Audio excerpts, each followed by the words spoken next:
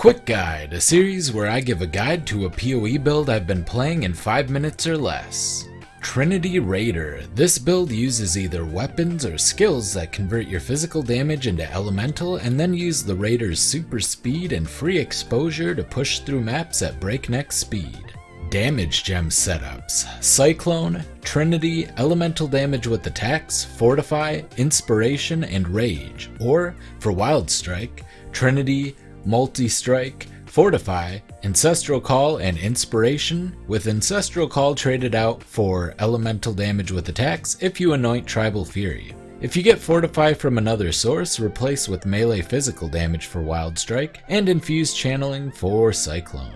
Auras: Hatred, Precision, and War Banner, with Precision and War Banner replaced with Flesh and Stone if you can get enough accuracy elsewhere. Support gem setups: cast when damage taken, increased duration, and steel skin. Ancestral Warchief with multi-totem, elemental damage with attacks, and melee physical damage. You can use Assassin's Mark or elemental weakness self-cast curses until you get a curse on hit setup. Movement skill: dash with second wind. Also, you can use leap slam with faster attacks and fortify as well.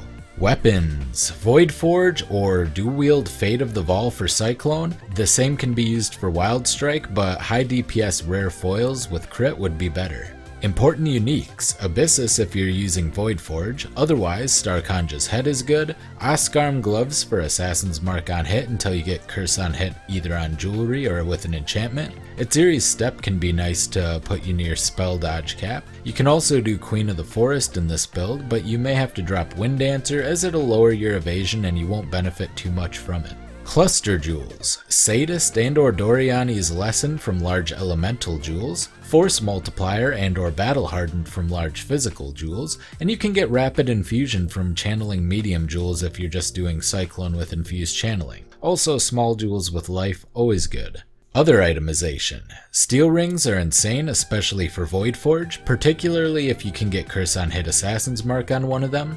Explodey chests or double curse chests are great. Base attack crit on a chest is also very nice. And generally you want to look for resists, life, and flat physical damage everywhere you can get it. Ascendancy: Rapid Assault first for insanely fast leveling, then Avatar of the Chase to go even faster, Quartz Infusion for permaphasing and big dodges, then Avatar of the Veil for a huge offensive and defense boost to finish it off.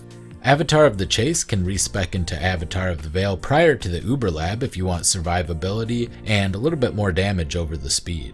Skill tree: you go through Ranger Life and Evasion, then you take the one-handed nodes early game as dual wielding will be better until you get Voidforge and then you spec out of those. Then you go through Herbalism and up to fill out the Shadow area. You want to grab Fatal Blade, Primeval Force, and Forces of Nature for damage in the mid-game. Honed Edge is going to help you with your accuracy, so grab that next, and then get the Onslaught stuff with Graceful Assault. Now fill out some life and get Acrobatics and Phase Acrobatics for survivability. Finally, get Freedom of Movement for phasing synergy as well as Wind Dancer once you have a good amount of dodge and evasion. After that, you can pick and choose where to go. I'd recommend considering Dazzling Strikes unless you're running Flesh and Stone, otherwise you can get more damage or jewels or even better cluster jewels with life, whichever you feel you need at this point.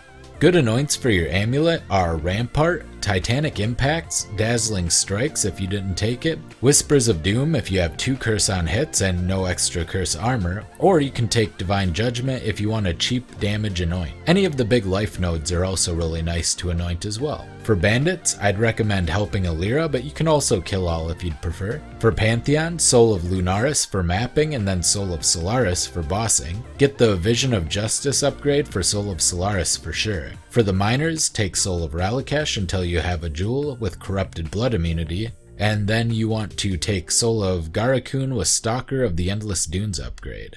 Mapping notes: don't run Elemental Reflect maps or Reduced Evasion maps, and be very wary of vulnerability maps as the build may take ridiculous physical damage already with the Abyssus. Subscribe for more future content, link to the POB in my Discord in the description. That's the whole thing. Peace out.